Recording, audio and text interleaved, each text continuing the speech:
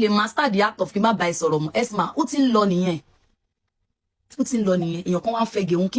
king of boys àwọn èèyàn ń ṣe king of bizabiza owó ẹ̀yin ṣe king of kíní ṣé ní gbogbo wa yẹn ò dáa ó máa ń sun obìnrin ṣé kí n máa bára mi sọ̀rọ̀ ni ayé tẹ̀ ti dancing social media ti wà gbogbo èèyàn náà dẹ̀kọ́ ló lè gbé kámẹ́rà síwájú máa ṣe dáadáa ẹlòmíì máa sunkún ni ẹlòmíì máa sunkún nulẹ̀ ni ibi tó bá ti ń sunkún Jésù ṣìkẹ́ abádé mo fi ṣe example ni allegedly am I communicating kò sẹ́ni tí ò lè gbà yín. òṣèrébìnrin wa tí a mọ̀ sí Wùmí Toríọlá ó kọ́ntínú láti máa blast arákùnrin tí a mọ̀ sí Frank Edochie ó ń blast rẹ̀ lórí bí arákùnrin yìí bí wọ́n ṣe ń bá ìyàwó rẹ̀ sùn tí ó dẹ̀ sọ wípé òun lè yan odi òun lè keep malice fún ọjọ́ pípẹ́. arábìnrin yìí sọ̀rọ̀ gidi gan, ẹ jẹ́ ká gbọ́ nǹkan tí ó sọ. ṣe tàn dá sáà nǹkan tí mò ń sọ bíbélì gan ni ẹlẹ́ran ara ní gbogbo wa mò ń ké ń bí mo rẹ́ni tó rẹ́ mi lẹ́kún bí kúkú kí mi ọmọ pé mi ni Mary má gàn mi mo já yín tán allegedly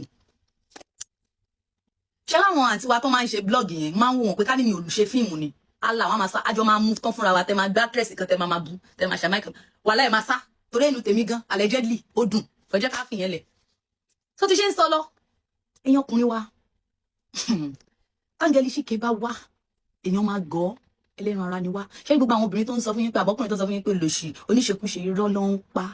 wọ́n ń sọ because wọn ò sí ń shoes yẹn ni gbogbo èèyàn kan ló lè sọ èṣù fi mí sílẹ̀ ẹ rí i pé nínú àwọn fíìmù tá a máa ń ṣe jù nígbà tó obìnrin bá vulnerable lọkùnrin máa ń wọlé èmi tútù wọnú script writing fún yín nígbà tí obìnrin bá vulnerable tó jẹ́ pé ó ń sunkún àbí nǹkan kan ṣẹlẹ̀ fóònù yìí fẹ́ kó ogun olélẹ̀ orúkọ Jésù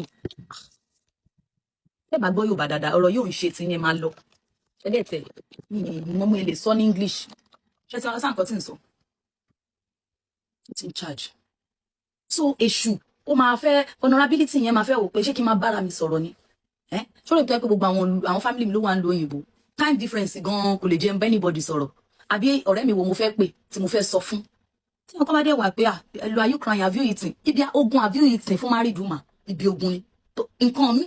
èèyàn máa wò pé èèyàn kan ló kí ẹ fóun yìí èèyàn kan dẹni ò bá mi sọ̀rọ̀ ńlẹ̀ yìí èèyàn ò túmọ̀ sí kẹ́yìn obìnrin náà kan tó tí ì ṣe ẹlòmíì inú yín gan Ṣìkẹ́ ti allegedly ẹlòmíì inú yín gan èèyàn kan ti wà lẹ́gbẹ̀ẹ́ kó tó di pé wọn ò bá yín sọ̀rọ̀ ńlẹ̀ ìyẹn yàtọ̀ ẹ̀yin kọ́ ni mò ń bá wí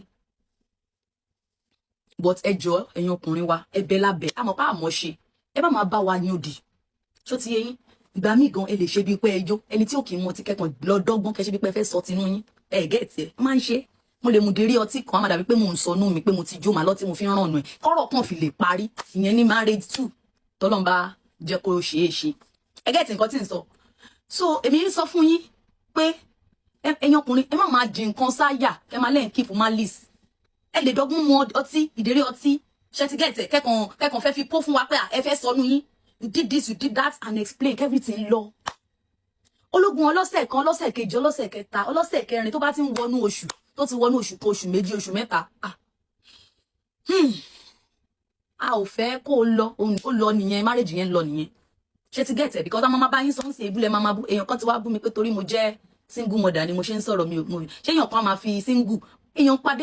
adélébọ̀ òun ṣe èbú adélé àti lọ àti bọ̀ adélébọ̀ ọgbọ́n lílọ ọgbọ́n bíbọ̀ ó wà ń bẹ ṣe gẹ́ẹ̀tì nǹkan tí ń sọ so èèyàn kan ò lè ṣe mùyàn fún yẹn ṣé mo da tó yìí náà ká ní mo tún ti fẹ́ rọ́ọ̀ṣì wọlé náà àti wá ti rẹ́ni ta máa lọ sẹ́rí mọ́ but you know ẹ gẹ́ẹ̀tì ẹ̀ so ẹ kọ́kọ́ fi yẹn sẹ́gbẹ̀ẹ́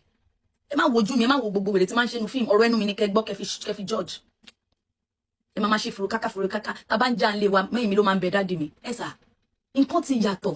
ọmọ kọ̀ọ̀kan ò fẹ́ ilé ayé gan le already tó bá ti lé ń sìn nínú pé ó tún ti ń lé nu marriage ó ga ẹni ọ̀ràn mi kánú ò lè béèrè àlùbọ́sà ni oníkálukú so don't make it easy for people to live don't make it easy.